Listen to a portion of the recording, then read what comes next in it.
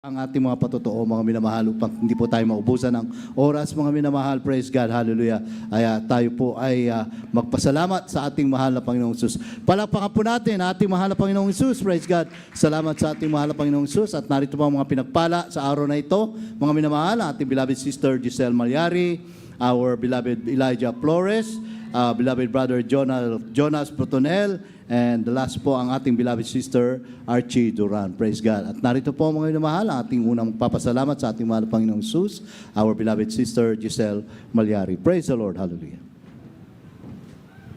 Hallelujah, hallelujah. We give the highest praise, glory, and honor to our loving Savior Jesus Christ, and double honor and respect to our beloved parents in the Lord. We always cherish their blessed teaching and memories. And to all the beloved children, beloved grandchildren po ng ating beloved parents in the Lord, isang magandang hapon po sa inyong lahat at sa inyo po mga minamahal. Isang magandang pinagpalang hapon po. Nagpapasalamat lang po ako sa ating mahal na Panginoon. Bagamat po talagang everyday, we should be thankful po sa ating mahal na Panginoon as we wake up each morning po. Talagang kalakasan na po natin na nandito pa po tayo. Bagamat marami pong alam natin na nangyayari sa mga panahon na to. Ngunit nagpapasalamat po ako mga minamahal sa ating pong mahal na Panginoon sa panibagong taon po na pinagkaloob po ng ating mahal na Panginoon. Taglay-taglay po ang kalakasan mga minamahal. Talagang nandiyan po na marami pong realization, as you sabi ko nga po, as you get older. Pero nagpapasalamat po ko everyday po sa ating mahal na Panginoon, sa araw-araw po na pag-iingat po ng ating mahal na Panginoon, mga minamahal, as I go to work every night. Nandun po na talagang minsan inaabot po ko ng antok, mga minamahal. Ang hirap pong pumasok na kasagsagan po na yung pasok namin is kasagsagan din po ng sarap ng tulog. Pero nandun po yung pag-iingat po ng ating mahal na Panginoon na nakakarating po ko ng maluwalhati sa aking trabaho, na nasa kanyang pag-iingat din po. Ganon din po sa pag-uwi, mga minamahal. Patuloy po yung pinag-iingatan po ng ating mahal na Panginoon sa bawat kalakasan po na pinagkakaloob din po ng ating mahal na Panginoon. Nandun po yung talagang grabe pong pasalamat ko po everyday as I finish my shift, mga minamahal, dahil mabigat po yung trabaho namin. Hindi po siya biro.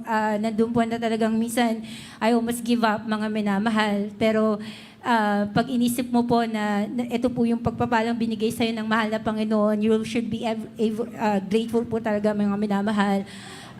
Bago ko po pasalamatan din po mahal na Panginoon sa mga hindi pa po nakarinig po kung paano po ako pinagpala ng ating mahal na Panginoon dito po sa banal na gawain, mga minamahal. I grew up with this church.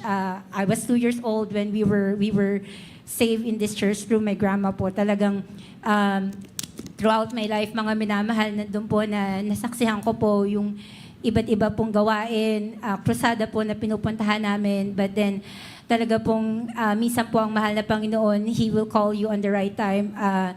I was growing up, mga minamahal, pero that time po hindi po talaga ganun po kainit yung family ko sa back home. So I grew up in a wrong teaching, mga minamahal.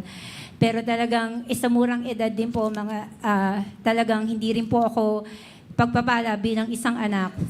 I was in a very young age. I was in 15 years old. Natuto na po ako ng vices, mga minamahal, because my parents are not here.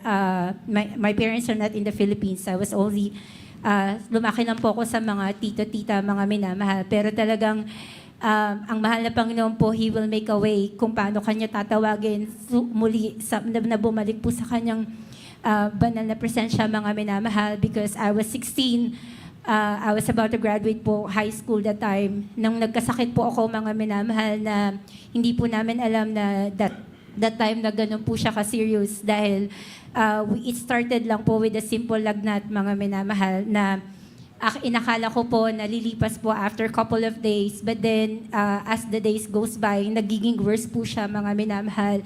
Until po na nag-bleed out na po ako pagka 5th day niya. Pero nung pong dinala ko ng family ko po sa ospital, mga minamahal, nandun po na sinabi na lang po ng doktor, napakaswerte ko pa at umabot pa po ako sa ospital that time, dahil almost drop po lahat ng platelets ko, ng blood sugar, ng blood pressure ko po, mga minamahal. So wala pong pag-asang makasurvive, mga minamahal, pero napakabuti po na ating mahal na Panginoon, mga minamahal. Throughout those days po na nasa ospital ako, hindi po ako nagiging okay, mas nagiging worse po ako, pero nandun po yung grabing himala po sa unat panalangin ng ating mga magulang sa mahal na Panginoon, mga minamahal, hindi man po karapat dapat. Pero pinagaling po ako ng ating mahal na Panginoon, mga minamahal. Talagang nagpapasalamat po ako sa mahal na Panginoon na yan, at pasalamat ko rin po, mga minamahal, although hindi po ako, pero malaking blessing na po sa amin na last January, mga minamahal, we were able to go back home.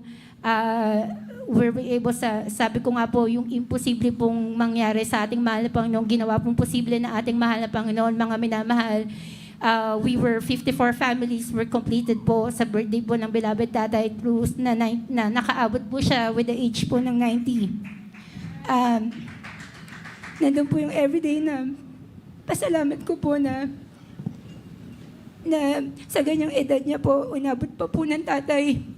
At talaga pong nandun po na, sabi nga po namin, nung we were giving speech po, na sabi ko po, napaka-imposible na makompleto po kami. 54 members of the family, ang hirap pong ikumpleto noon, pero hindi po ginawang imposible po na ating mahal na Panginoon, mga minamahal. Nakarating po kami ng Maluwalhati, nakauwi rin po kami ng Maluwalhati dito po sa dako po ng Pilipinas, sa dako po ng Amerika, na siya rin po yung everyday na pinapasalamat ko po sa ating mahal na Panginoon. Kasi po, sabi ko nga po, every Sunday, mga minamahal, was a challenge for me to go to church. Kasi wala po ako halos tulog. I only slept for a couple of minutes po talaga. Pero ang mahal na Panginoon po, grabe po magpala, grabe po magbigay ng kalakasan, mga minamahal.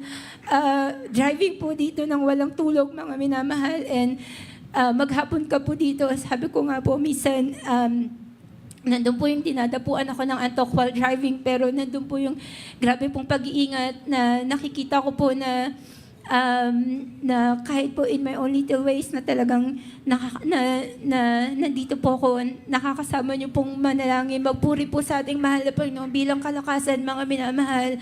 At pasalamat ko rin po sa mahal na Panginoon, mga minamahal. Like 2 weeks ago po, yung beloved daughter ko po, nagpapasalamat po ko sa mahal na Panginoon sa healing po na ginawa sa kanya, because last Saturday, mga minamahal, while she was in practice, yung bata po kasi na yan, very, very, very, very rare po siya magkasakit. Pag nagkasakit po naman talaga siya, grabe din naman po. Nung Saturday po, while she was here in practice, nag-message po siya sa akin telling me na, Mom, how could I stop shaking and chilling?